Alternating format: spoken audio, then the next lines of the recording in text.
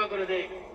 হযরত ইউসুফ আলাইহিস সালাম তার ভাইদেরকে যেগুলো বলেছিল, আজকের দিন কোনো প্রতিশোধ নয়, আজকের দিনে শুধু ক্ষমা আর ক্ষমা। অতএব আমি আমার ভাই ইউসুফ আলাইহিস সালামের মতো তোমাদেরকে ঘোষণা দিচ্ছি, আজকে শুধু ক্ষমা আর ক্ষমা হবে।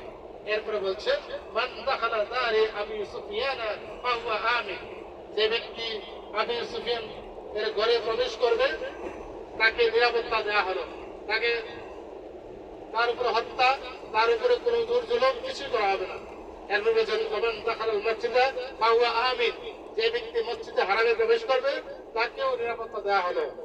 এরপরে বলা হচ্ছে, তখন কিন্তু আবু সুফিয়ান কাফির ছিল।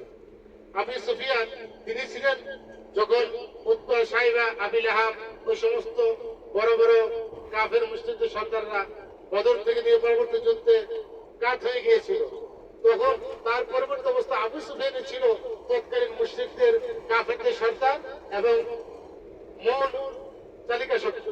সেই আবু সুফিয়ানের ঘরে প্রবেশ করলে যদি ক্ষমা করে দেওয়া হয়, তাহলে আল্লাহ রাসূল কত কৌশলী ছিলেন।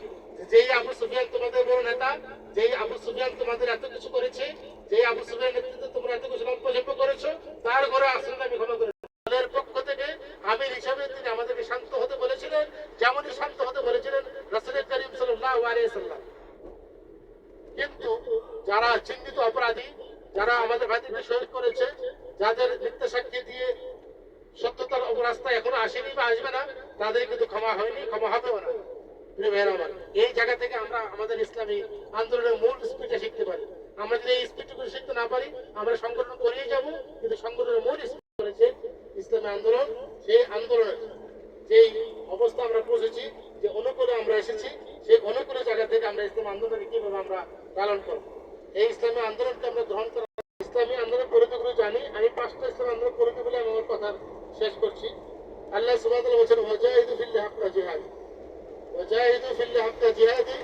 এই কথা বলার দ্বারা পরিপূর্ণ বলা হয়েছে আল্লাহকে, তার নবীকে, লাকাদ আরসালনা নূহান ইলা কওমি ইয়া কওমি ইবুদুল্লাহ মা লাকুম মিন ইলাহিন গায়রু।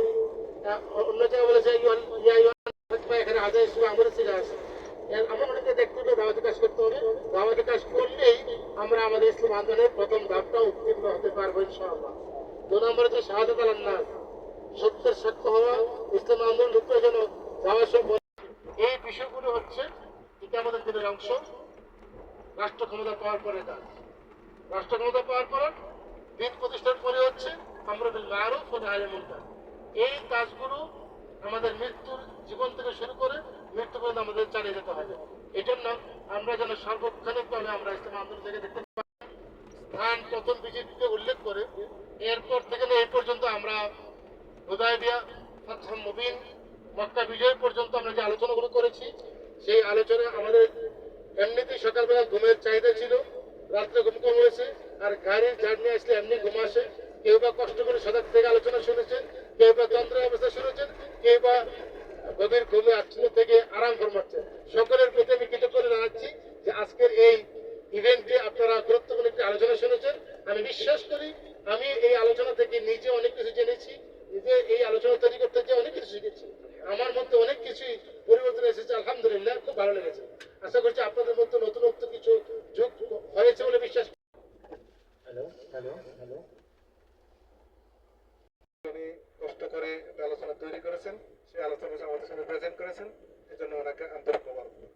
আমরা আশা করি যে আলোচনা থেকে আমরা ঐতিহাসিক সন্ধি এবং মক্কা বিজয় এই সব বিষয়টা আলোচনা করেছি এবং আরো কিছু বেশি জানার জন্য